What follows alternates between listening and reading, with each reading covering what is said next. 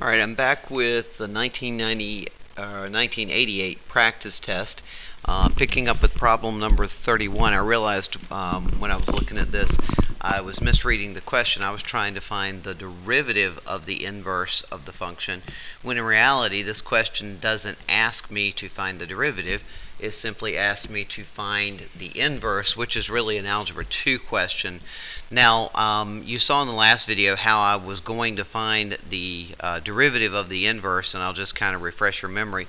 What I would do if I were going to find if I had to find the derivative of the inverse, which is not what they're asking me here, just want to show you what I would do. I would create the inverse, and remember to create an inverse.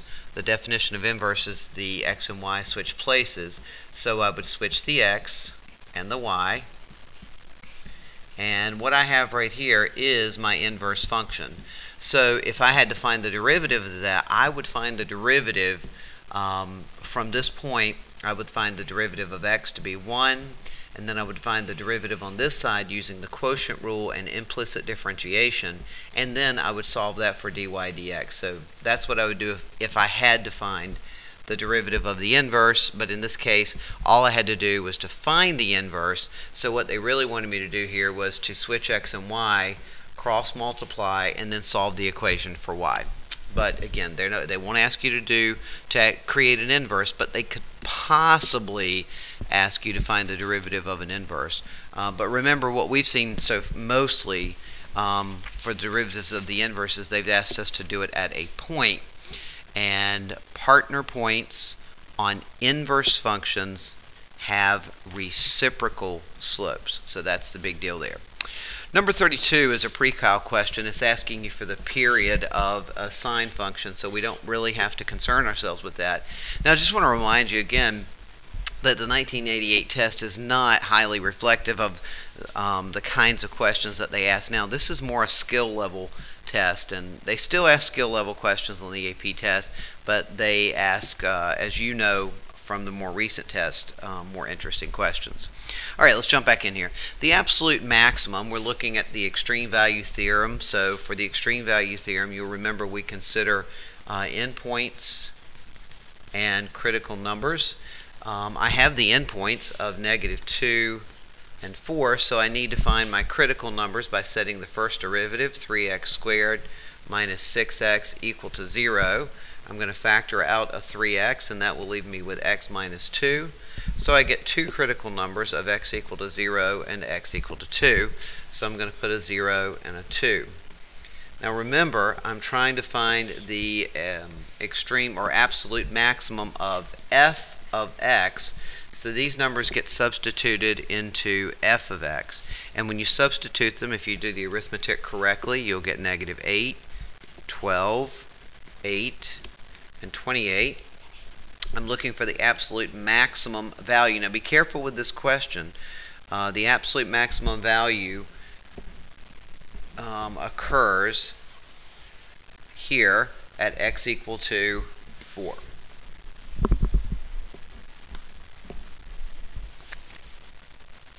(34) is a basic area between two curves questions, and we know that when you're finding area, it's top minus bottom when you're in terms of x. You can see that the lower bound is an x value of a, and the upper bound is an x value of c.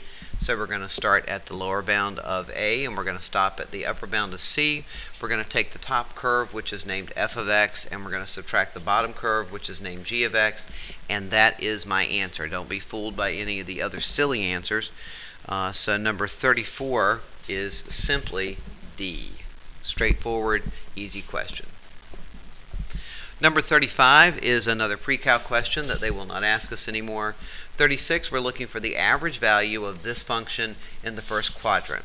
Now again, you may be afraid to graph this parabola, even though you should be able to. Maybe you're afraid of it. Well, they give you a clue. You're looking for first quadrant. So what I need to know is, where does this curve intersect the x-axis? Even though I may not graph the parabola, I know that the region that I'm looking for is in the first quadrant, and I need to know what's bounding it. Where does the parabola hit the x-axis? So I'm going to set the equation equal to 0, and I'm going to factor, well, let's go ahead and do that. Then I'll factor out an x, so I have 0 is equal to x times 3 minus x, so I get x equal to 0, and x equal to 3. So that tells me that I'm going to collect area from 0 to 3 of the top curve, which is 3x minus x squared, minus the bottom, which is 0 because it's the x-axis. I'm going to integrate that, and I'll get 3x squared over 2 minus x cubed over 3, evaluated from 0 to 3. This is number 36. And when I do that and I do the arithmetic, if I do the arithmetic correctly, I'll get 3/2, which is letter C. So again, not a real difficult problem.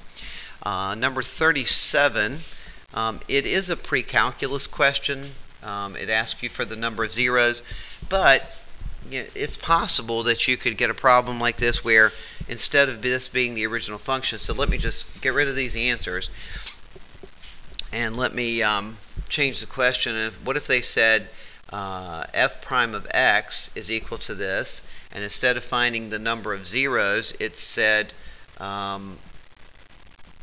the number of critical numbers. Well, if this is the first derivative and I want to find critical numbers, I would set the first derivative equal to 0. Now, I just want to take the opportunity to remind you that e to the x, we've talked about this before, can never equal to 0 because e to a positive number is a positive number. E to the 0 is 1, and e to a negative power is 1 over e to a positive power, which is a positive number. So the big idea in this problem is you do not get a 0 out of that. And then we're looking at the interval from 0 to 2 pi. So the question is, what angles have a sine, a y value of 0 if you go from 0 to 2 pi? Well, the y value of 0 would occur here and here. So that would be 0, pi, and 2 pi, because it does include 0 and 2 pi. It's a bracket. So even though they don't necessarily just ask you to solve that equation, they could still ask you the same question now, but they could frame it differently by making it a derivative question and a critical number question. So it is important that you're able to solve that equation.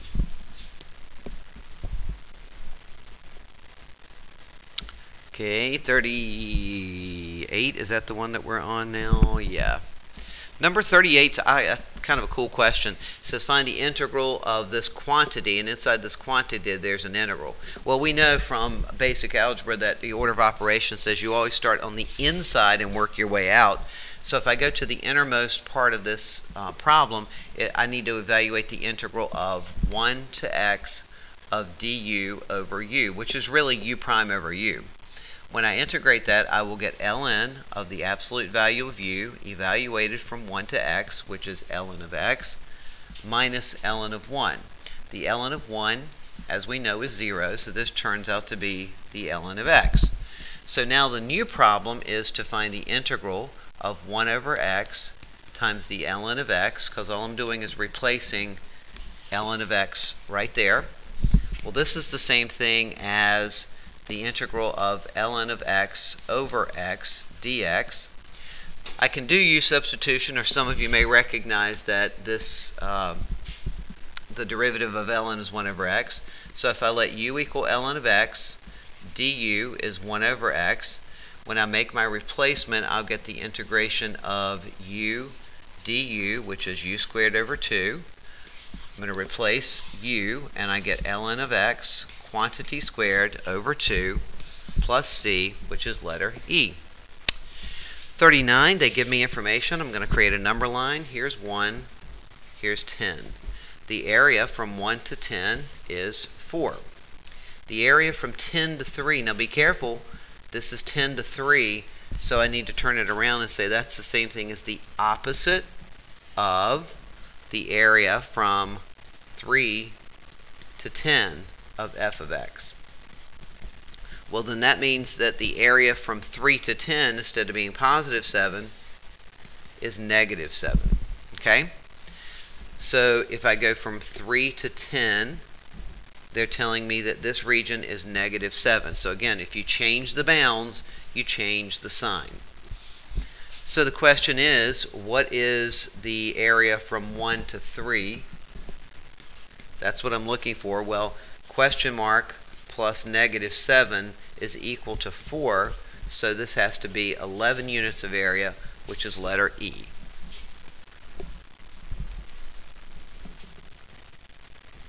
Number 40 is an interesting related rate problem. They give you dz dt. They give you a relationship for dx dt, and they ask you to solve for dx dt. So we need an equation that's going to relate our variables, which is, of course, the Pythagorean Theorem. We're going to find the derivative. We get 2x dx dt, just doing related rates, plus 2y dy dt is equal to 2z dz dt. And since everybody has a 2, we can get rid of the 2's. All right, they tell me that x is 4, so I'm going to replace x with 4. I'm looking for dx dt. They tell me that y is 3, so I'm going to replace y with 3. Now, I'm going to use this information right over here to replace dy dt, because remember, I'm trying to solve for dx dt, so I don't really want a dy dt. So if dx dt is 3 dy dt's, then dy dt is 1/3 of dx dt. So I'm just going to replace that in place of dy dt. So I get 1/3 dx dt. Now the value of z, if x and y are 3 and 4, it's a 3, 4, 5 triangle, and they told me that dz dt is equal to 1. 3 1/3 will cancel out, so now I have 4 dx dt plus 1 dx dt, which makes 5 dx dt equal to 5. Divide both sides by 5, and dx dt is equal to 1. Seems like it wants to be a difficult problem, but it really is not that bad at all. In number 41, they tell us that the limit as x approaches 3 of a function is 7. So there is a limit, which means the left limit exists, the right limit exists, and the limit exists altogether. Which of the following must be true? Question number, or statement number 1, does the function have to be continuous at x equal to 3? No. 1, 2, 3. Remember, we've seen this scenario many, many times. Hole in the graph. The limit does exist because the left and right limits agree, but the function is not continuous. So no, that doesn't have to be true. Number 2, does the function have to be differentiable? Well, if you're not continuous, you won't be differentiable, so no, you don't have to have a derivative. Does the y value have to be 3? Or excuse me, does the y value have to be 7? No. We see that the y value does not have to be 7 if the limit is 7, so none of these have to be true. Could be, but they don't have to be.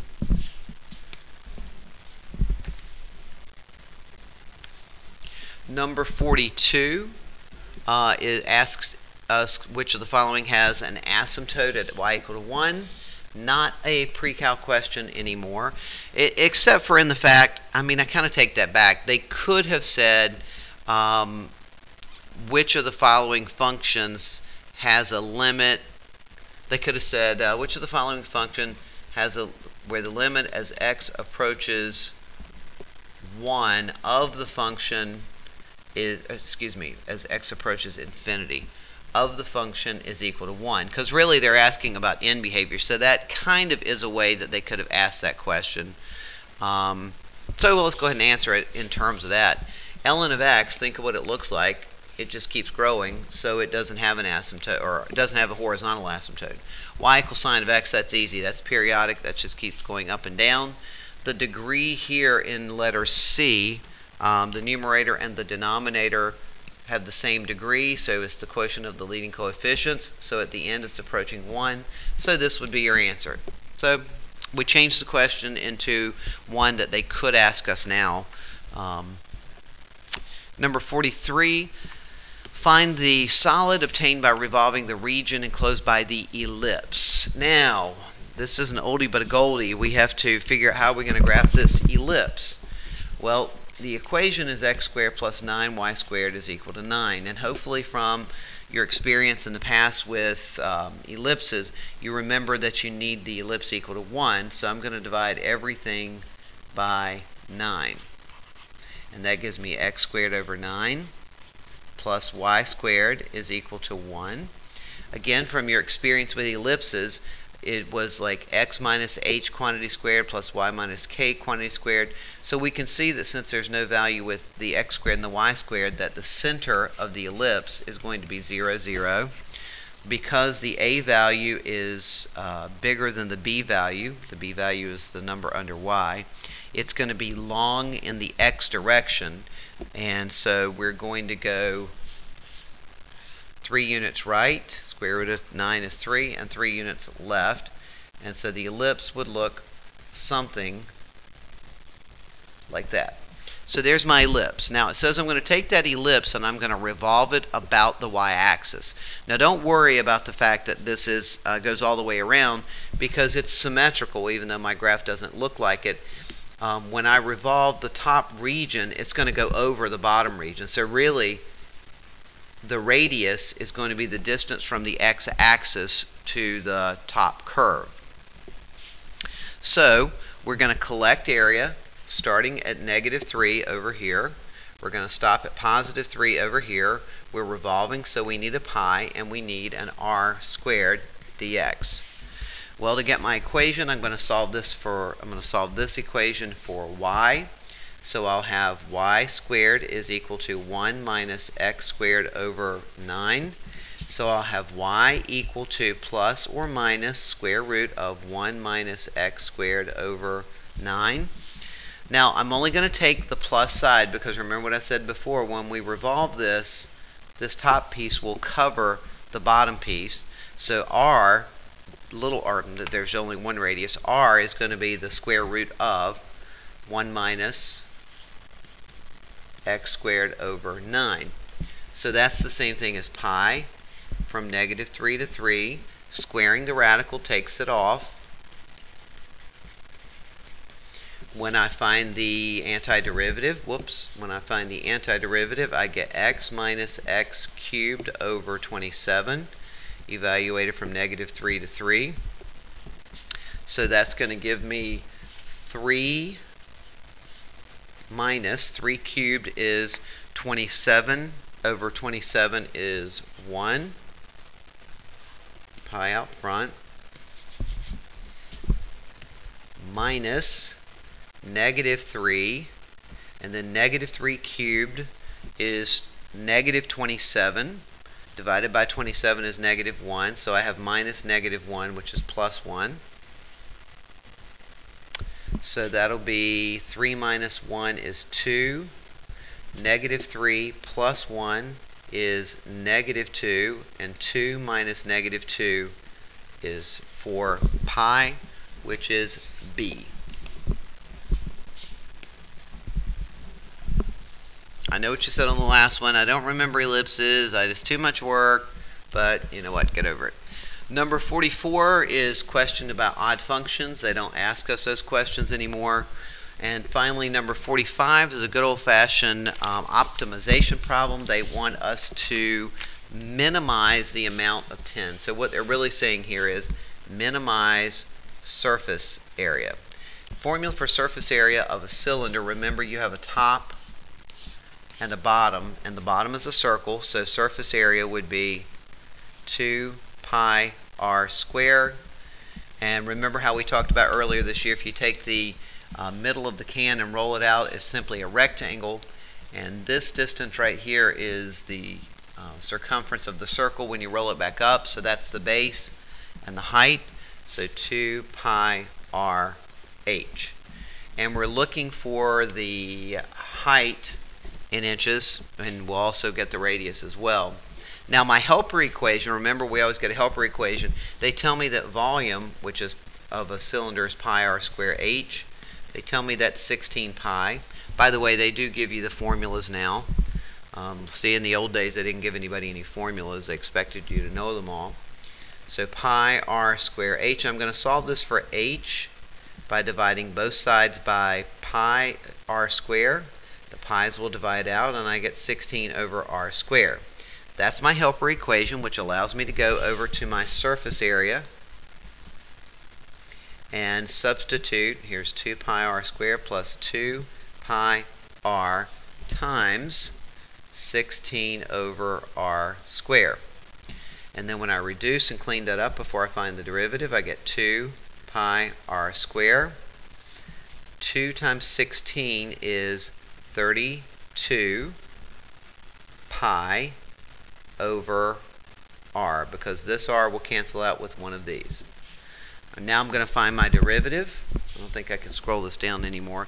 So I'll get the derivative of surface area is equal to 4 pi r dr dt plus, I'm going to look at this as 32r to the negative 1, or actually 32 pi r to the negative 1.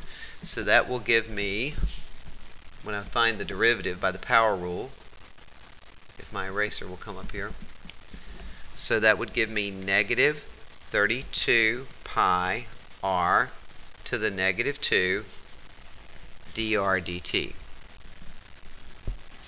Okay, and then they want me to find